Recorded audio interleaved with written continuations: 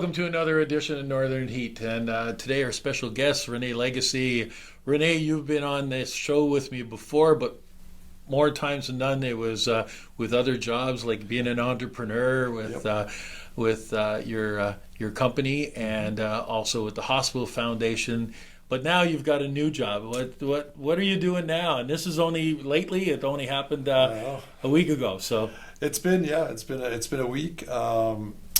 We like right now, obviously, there's a lot of orientation that's going to happen. I mean, it is a new job, and I think people are they realize that just setting up an office and getting passes, credentials in Fredericton, there's some work that has to be organized for that. And at the same time, already people are reaching out. People need help. They need some information. They need some.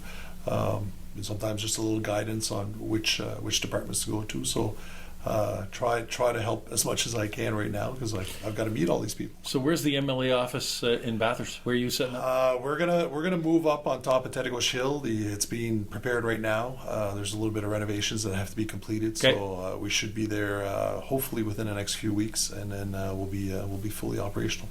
Okay. So people can find you as our representative Exactly.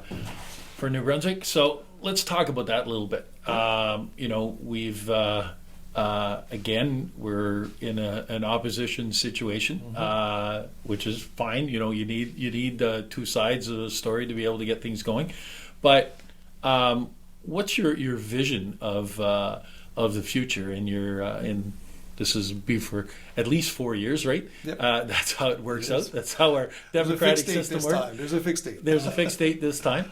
So, what's your vision, and how do you see yourself representing the people in our region? I think I don't know the job fully yet, so I approach things like I've always approached it, and it's very much. I think I'm in a little bit of the embodiment of our region. Work, just get to work. I mean, we've got a blue collar background. We've been lucky. I think I said this during the campaign. This region is one generation removed from the really a blue collar workforce. So a lot of people working at the mines and the mill, and they've offered their children a great education. We've got doctors and engineers, and so we went and got a lot of intelligence with our children, but they've still got those values because they're so close to what they've seen their parents done. So that's a great mix for this region. So I think we have to get to work, and whether you're in opposition or you're in power, there's still the bureaucracy in place. There's still files that have to be completed. There's still a process. I don't believe that some of these departments are going to look at a file and say, okay, is this an area where it's red or it's blue or it's another color? They have to look at the file for its value. Yeah. So that work still has to be done, and that's where I want to get back into it. Obviously, some of the larger files, some of the development, especially around economic development, they take time. The key to it is to get working on it right away and keep it moving forward. Just like everything, we've worked on files before, Bob. Yep. I'm not a big believer in the Big Bang Theory where you come up with an idea and it just explodes. And there's a lot of work. There's a lot of prep work that has to be done on these files. There's a lot of background stuff that has to come to fruition before we start seeing the benefits of those files. So, and that has to start right away. Well, you mentioned something else too in there, is that you talked about the campaign. This was, coined as the COVID election through there. From what you've seen in the past, and this, how was it, the campaign through this situation? It had to be different. It was challenging, especially as a newcomer, because I think one of the big advantages of a good campaign is you get out there and you do door to door and you meet a lot of people, whether in events or groups, and you gather a lot of that information. And it was very difficult to get that. You're kind of chasing small crowds for the whole campaign to see, have a chance to discuss. The most people that I had a chance to talk to was at the advance polls at the door, so you kind of got a bit of info.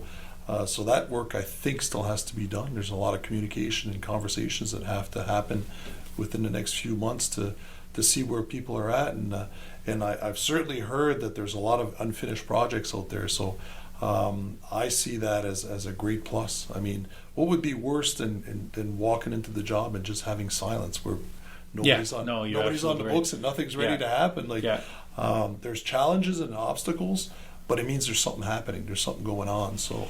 Well, all through this stuff with COVID, a lot of things have changed and a lot of ways of doing things. So hopefully through all of this, and I'm seeing it in a bunch of different things, but hopefully through a lot of this, we see a lot of different ways of getting things done, and making things more efficient and being able to maybe not the big bang like you talked about a while ago, but things kind of maybe moving a little bit faster because you don't have to travel all the way to Fredericton to be able to do things. It's acceptable now to have a video conference and those kind of things, right? Yep, exactly. There is efficiencies that are happening. Yeah. I think there's still a balance that has to come back a little, and hopefully it will, whatever vaccines or better treatments come around. I still believe in the personal touch. I think there's moments absolutely. where you have to be there, and I think when it does come around, we'll be ready. Well, on that note, I want to thank you very much because this is yes, it's a job, but it's also, volunteering for a lot more than a normal job, right? Some of it, and then you know my background. I obviously know less of the political side. I've been more on the community side and the project side.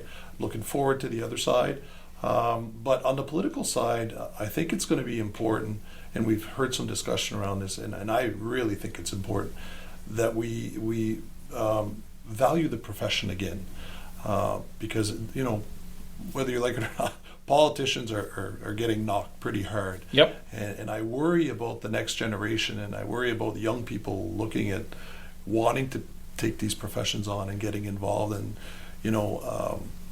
we have to make it more palatable to get those good candidates and make those. Well, the other day you talked about that, and there was an interview on Max, and they were talking to Mr. Clorn from Beldoon, and he was talking about the fact of why young people don't get involved in politics and they're not heard and that kind of stuff. So, I'm glad to hear you say that those are some of the things that we need to do and to be able to get them more involved into the situation. And I have great hope. Like during the campaign, I met some great young people. I've got one young nursing student in mind right now, and she's got energy, and she just needs a place to be heard and get involved. And we've got to make some place for those people, because first of all, they nourish your energy. Like, it's incredible. Yep. To see the young people get involved, and I think we'll have to make it more. And I think it's going to happen anyway.